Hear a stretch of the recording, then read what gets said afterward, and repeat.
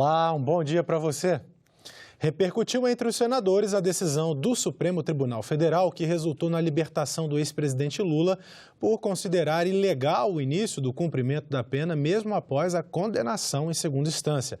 Os parlamentares usaram as redes sociais para manifestar opiniões. A Comissão de Constituição e Justiça incluiu a discussão do tema na pauta da próxima reunião. Foram 6 votos a 5, com o voto final do presidente da Corte, ministro Dias Toffoli. Após a divulgação do resultado, a senadora Simone Tebet declarou que vai incluir na pauta da próxima reunião da Comissão de Constituição e Justiça a PEC 5 de 2019, de autoria do senador Oriovisto Guimarães, que determina a prisão após segunda condenação. Diversos parlamentares usaram as redes sociais para se manifestar. A decisão do STF dividiu opiniões. O senador Lazier Martins optou por divulgar um vídeo em que demonstrou revolta pelo resultado, que definiu como um momento triste que pode transformar o Brasil no país da impunidade. O Brasil voltará a ser, lamentavelmente, o país da impunidade, porque agora só cabe prisão depois do trânsito em julgado, isto é, anos e anos, passando por várias instâncias. Isto é uma atração para a criminalidade. Não se duvide, o Brasil pode se tornar o paraíso da delinquência. Lamentável que este Supremo seja tão vacilante e tão incoerente com os anseios da população brasileira. Vamos aguardar os acontecimentos, mas foi uma noite triste. Já o senador Humberto Costa escreveu no Twitter que o STF é o grande intérprete da Constituição e terminou usando a hashtag Lula livre.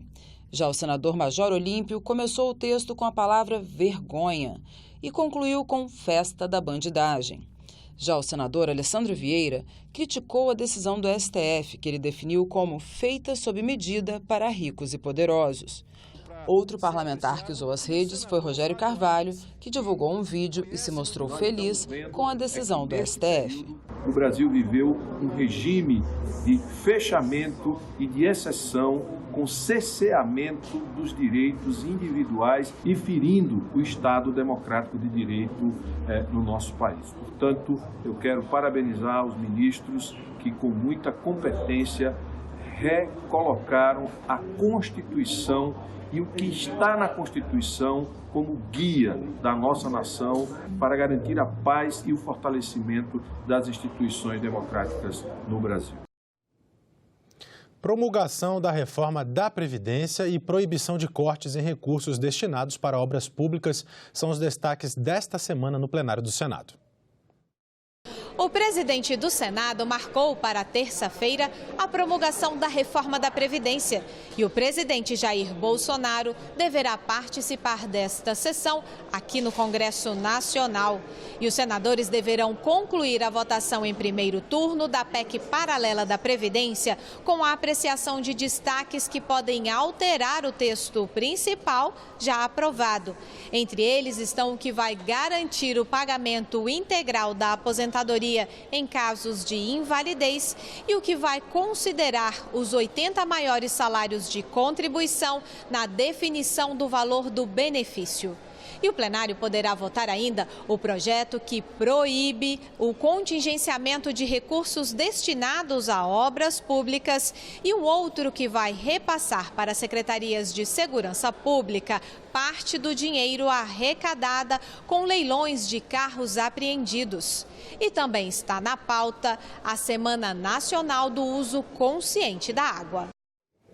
Hoje, daqui a pouquinho, às 9 horas da manhã, horário de Brasília, vai ser realizada na Comissão de Direitos Humanos uma audiência pública sobre a PEC paralela da Previdência. O texto base da proposta foi aprovado em primeiro turno no plenário na semana passada, mas faltam 4 destaques que são tentativas de mudar trechos da matéria. A conclusão do primeiro turno pode ocorrer ainda esta semana e a promulgação da reforma da Previdência, aquela que já foi aprovada, está marcada para amanhã. Então, sobre esses assuntos, a gente conversa agora com o consultor legislativo do Senado Federal, Gilberto Guerzoni. Bom dia, Guerzoni. Bom dia, né? Vamos começar a falar sobre a promulgação. Está marcada, será amanhã, a partir das 10 horas da manhã, uma sessão do Congresso Nacional. É o ponto final da tramitação dessa proposta aqui no Congresso, porque depois vai ser publicada, é isso? Explique para a gente. A promulgação é o ato de formalizar a proposta, né? Ela é assinada pela mesa da Câmara e pela mesa do Senado e se torna uma emenda constitucional. Mas para ela entrar em vigor efetivamente, ela tem que ser publicada no Diário Oficial, né? Que é uma providência, na maior parte das vezes, uma providência formal, né? Apenas ela é encaminhada ao Diário Oficial da União e aí é publicada. Às vezes há uma demora entre a promulgação e a publicação, né, por razões técnicas por razões políticas, né? Por exemplo, nós tivemos no caso da Emenda Constitucional 41, que foi a reforma da Previdência feita no governo do presidente Lula. Ela foi promulgada pelo Congresso Nacional no dia 19 de dezembro, mas só foi publicada no Diário Oficial no dia 31 de dezembro. Porque havia uma questão para esperar justamente a virada do ano fiscal para essa promulgação. Então, depois da promulgação, nós teremos aí a publicação, que pode acontecer até mesmo no mesmo dia, né? Pode haver uma edição extra do Diário Oficial com a publicação da matéria. Ela pode ser promulgada, que é o normal, publicada no dia seguinte, ou pode levar alguns dias. Aí vai depender de questões técnicas e políticas. Agora, é bom lembrar, né, Guerzoni, que essa vai ser a emenda constitucional número 103, né, da nossa Constituição. Enfim, ela traz aí modificações importantes, aprovada em 2019. Inclusive, o site lá do governo federal já tem uma calculadora que está funcionando para os trabalhadores da iniciativa privada. A gente vai colocar aí para que você possa anotar o endereço e acessar para saber, então, as novas regras, né? Então, já estão lá previstas transições, etc. e tal. Mas eu gostaria que você... E calcula só, esse site também informa para os servidores públicos o valor da sua contribuição. Exatamente. Neste momento, eu acessei hoje pela manhã, para os servidores públicos ele ainda está em implantação, mas está lá já previsto. Né? Só não é possível ainda inserir os dados para os servidores públicos. Para os da iniciativa privada já está totalmente operacional. Mas eu queria que você relembrasse, então, assim, as regras, os grandes pontos dessa reforma que vai ser promulgada amanhã. Ela deve ser promulgada amanhã, né? A sessão já está marcada, né? Como você comentou, é a 103ª emenda constitucional, mas é a 110ª alteração da Constituição.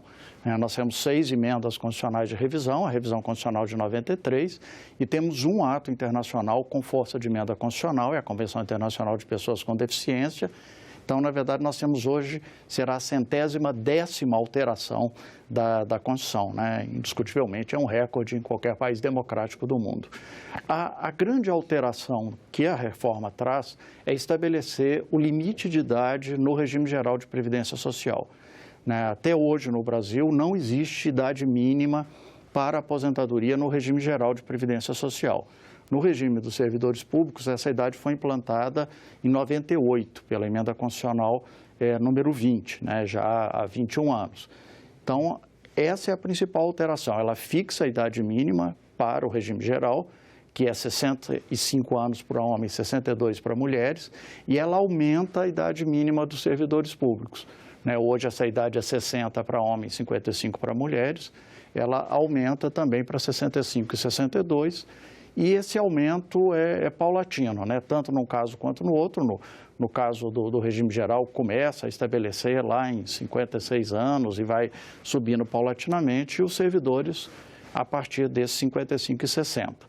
Além disso, ela promove alterações importantes no cálculo do benefício da Previdência, né, ou do provento do servidor público. Ela cria novas formas de calcular esse benefício. Ele passa a ser de 60% da média das contribuições, né, aumentando 2% a cada ano até chegar aos 100% desse valor, né? Começa aí com 20 anos, ela dá 60% e ela vai ampliando paulatinamente, ou seja, para ter o benefício completo, o trabalhador ou servidor público vai ter que ter 40 anos de contribuição. Também é uma mudança, né? Hoje, para se atingir esse limite, nós temos 35 anos para os homens e 30 anos para as mulheres. Então, o que a gente vê é que ele aumenta ou fixa a idade mínima e aumenta o tempo de contribuição para se ter o benefício completo. São as principais alterações que a proposta faz. Em relação às alíquotas de contribuição, elas também mudam e o contra-cheque de março é quando os trabalhadores vão poder notar a variação depois da reforma. Alguns vão contribuir com uma alíquota maior, outros com uma alíquota menor, é isso? É a partir de março que, digamos assim, o trabalhador que ainda está na ativa, em termos de alíquota de contribuição, é quando ele vai sentir a modificação no bolso? Isso, a Constituição prevê que qualquer mudança em alíquota de contribuição social, ela só pode entrar em vigor 90 dias depois da sua aprovação. Então, a PEC tem o cuidado de prever que essas alterações de alíquota, elas entrarão em vigor no 4º mês subsequente à publicação da matéria. Como ela, em princípio, se imagina, deve ser publicada agora em novembro, essas novas alíquotas entrarão em vigor a partir de 1º de março. Então, no contra-cheque de março, tanto o trabalhador da iniciativa privada quanto o servidor público vão sentir essa alteração. E no caso do servidor público, tanto o ativo quanto o inativo e o pensionista, né? Já que o servidor público inativo e o seu pensionista também contribuem, né? E aí o aumento é escalonado. No caso do servidor público, hoje nós temos uma única alíquota. No caso do regime geral, essa alíquota varia de 9% a 12%, mas essa alíquota aumenta até 14%, né? No caso da iniciativa privada, começa em 7,5%, chega até a 14%, ela passa a ser paulatina. Como você comentou, alguns trabalhadores vão ter uma alíquota menor, outros uma alíquota maior. E no caso do servidor público, essa alíquota chega a 22% para o servidor que recebe o teto remuneratório, que equivale hoje a R$ 39.200 aproximadamente.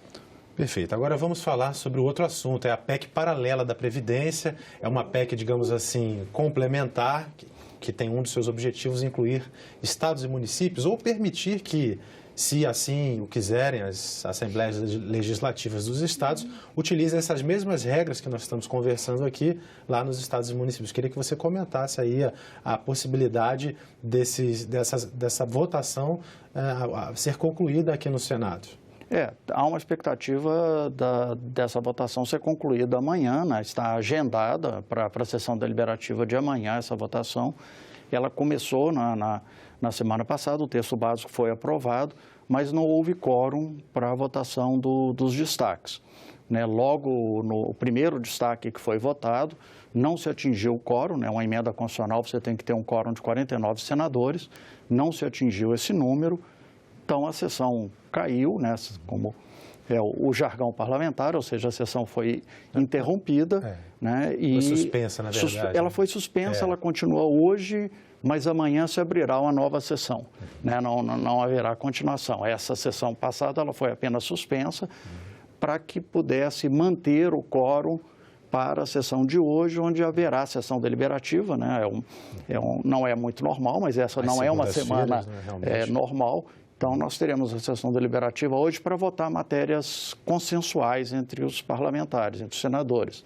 Mas amanhã deverá ser aberto novamente o painel e vai se verificar se há quórum para a votação dos 4 destaques. Né? Como é que é? Desculpe interromper, mas como é que é a votação desses destaques? Quantos votos, digamos assim, um destaque tem que ter para ser aprovado? Para qualquer matéria entrar na Constituição, ele tem que ter o voto de 3/5 dos parlamentares. Então, isso vale tanto para o texto principal quanto para os destaques. No caso particular, são todos destaques de emendas. Então, para que aquele texto entre na proposta, ele tem que ter 49 votos. Os partidos destacaram aí 4 emendas que, para elas entrarem no texto, elas dependem da votação de 49 parlamentares. Né? Se qualquer destaque tiver no máximo até 48 votos, a proposta é derrotada. Né? É bom chamar a atenção porque às vezes cria uma confusão com o destaque de parte da proposta, né? Que para ele entrar na proposta é que ele tem que ter 49 votos. No caso da emenda, ela que tem que ter 49 votos para entrar na proposta. Sim. Em relação às 4 emendas, ou melhor, aos 4 destaques que ainda faltam ser votados, você podia explicar para os nossos telespectadores quais são? Sim. Esses 4 destaques são destaques de bancadas. Eles abrangem. O primeiro deles, ele busca conceder a aposentadoria para a invalidez, que agora é chamada de incapacidade, com 100% da média das contribuições, né? Porque para se calcular a aposentadoria, você pega as contribuições que o trabalhador ou o servidor tiveram de 94 para cá e tira a média desse valor, né? Hoje são apenas os 80% melhores salários de contribuição que são considerados. A proposta expande. Então, você pega toda a sua vida laboral e tira a média desse valor.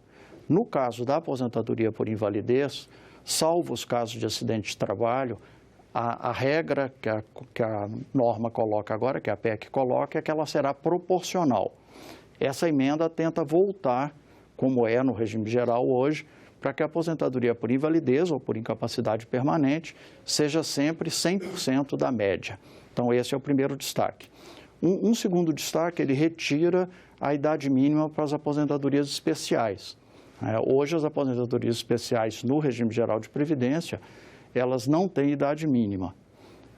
E a PEC 6, ela coloca uma idade mínima menor do que a idade mínima geral para essas aposentadorias, e esse destaque pretende retirar essa idade mínima, ou seja, as aposentadorias especiais, né, para aquelas condições especiais de trabalho, não teriam idade mínima. Uma terceira proposta, ela busca mitigar o processo da implantação dessa fórmula de cálculo do benefício ou do provento, que é, como eu tinha comentado, 100% das contribuições que o trabalhador fez na sua vida laboral. Hoje são apenas as 80% maiores, ou seja, você despreza as 20% menores, com isso, obviamente, a média sobe. Essa emenda procura aumentar paulatinamente de 80%, das 80% maiores, até chegar a 100% maiores, porque, de acordo com a PEC 6, isso seria implantado imediatamente, né? Um trabalhador que completar os requisitos na véspera tem direito aos 80%. Se ele completar no dia seguinte, ele tem que calcular com a totalidade do seu salário de contribuição. E um quarto destaque, ele busca assegurar o direito adquirido de um benefício específico dos servidores públicos, que é o chamado abono de permanência. O servidor público que já tem condição de aposentar e não se aposenta, continua na ativa, ele recebe de volta a sua contribuição previdenciária. Na PEC 6, o valor desse abono de permanência pode ser inferior à contribuição previdenciária do servidor. E o que a PEC faz é assegurar o direito adquirido daqueles que já estão recebendo o abono de permanência. O governo, evidentemente, quer uma reforma da Previdência que o faça economizar mais. Então, desses 4 destaques que você apresentou, haveria impactos aí nessa economia, menos economia.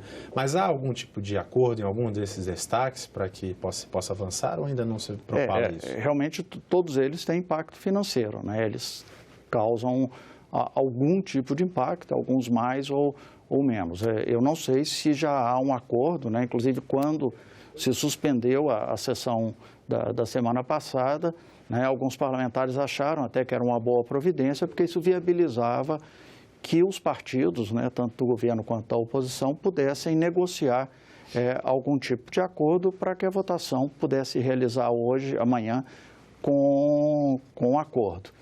Eu não sei se isso avançou durante esses dias e se haverá algum acordo na votação dessas matérias. Ainda é uma questão que não foi, pelo menos, dada ao público, né, informado se chegou a um acordo entre os partidos para a votação desses 4 destaques. Ok. Muito obrigado, Gilberto Guerzoni, consultor legislativo do Senado Federal, nos ajudando a entender um pouquinho mais sobre a PEC paralela e também sobre a promulgação da reforma da Previdência, que está marcada para amanhã, terça-feira, a partir das 10 horas da manhã, em uma sessão solene do Congresso Nacional. Obrigado e até a próxima. Obrigado. Foi sancionada a Lei de Diretrizes Orçamentárias para 2020. A LDO define as metas e as prioridades da administração federal para o ano seguinte. Em 2020, a previsão do Executivo para o salário mínimo é de R$ 1.040. A meta fiscal estabelecida prevê um déficit de 124 bilhões de reais. Já a inflação está prevista em 4%. O crescimento do Produto Interno Bruto esperado pelo governo é de 2,7%. E a cotação do dólar prevista é de R$ 3,70. Gostaríamos de ter votado esse relatório ainda no mês de julho, mas não foi possível e estamos chegando aqui hoje no mês de outubro para concluir e para completar a nossa missão que nos foi dada.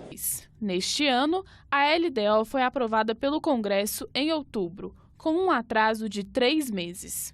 Os meus cumprimentos ao relator Cacá Leão, que admitiu uma importante emenda de nossa autoria, que passa a dar possibilidade de aplicação de recursos para a construção, ampliação e conclusão de obras em entidades privadas sem fins lucrativos. Foi publicada hoje no Diário Oficial da União a lei que tipifica o crime de denunciação caluniosa com fins eleitorais. Está prevista a pena de reclusão de 2 a 8 anos e multa para quem a descumprir. E os senadores aprovaram um projeto que classifica a visão monocular como deficiência visual. O texto assegura à pessoa que enxerga com apenas um olho os mesmos direitos e benefícios garantidos à pessoa com deficiência. O oficial de justiça, Eliton Márcio, só enxerga com um olho. A limitação compromete sua desenvoltura diante das demandas do dia a dia. Uma bolada que eu levei no olho, deu um descolamento de retina e eu fui perdendo a visão de modo gradativo. Eu tinha de 13 para 14 anos quando isso aconteceu. Quem é visão monocular, ele sempre vai ter um colírio no bolso porque a vista irrita, a vista ela sempre está sendo prejudicada. O tratamento tem que ser especial com a única visão que nós temos. Pessoas como Eliton muitas vezes têm que recorrer à justiça para garantir direitos próprios daquelas com deficiência. Fica sempre nesse limbo que nós não somos aqueles que enxergam dos 2 olhos, mas nós não somos aqueles cegos de modo total. Então, esse limbo jurídico que nós estamos, nós ficamos dependendo sempre de decisão monocrática e os juízes ainda não se acertaram nesse aspecto. Mas isso vai mudar. Os senadores aprovaram em plenário o projeto de lei que garante a quem tem visão só de um olho os mesmos direitos e benefícios previstos na legislação para a pessoa com deficiência. O texto foi discutido na Comissão de Direitos Humanos. O senador Flávio Arns deu em plenário o parecer que foi seguido da votação simbólica. E o parecer é favorável a que a pessoa com visão monocular, ou seja, cega de um olho, tenha direito aos benefícios concedidos à pessoa com deficiência.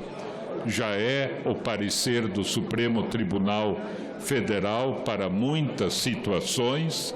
Já temos uma legislação pacificada para que a pessoa com audição unilateral seja considerada pessoa com deficiência auditiva, pessoa que não tem um braço ou uma perna, também considerada pessoa com deficiência.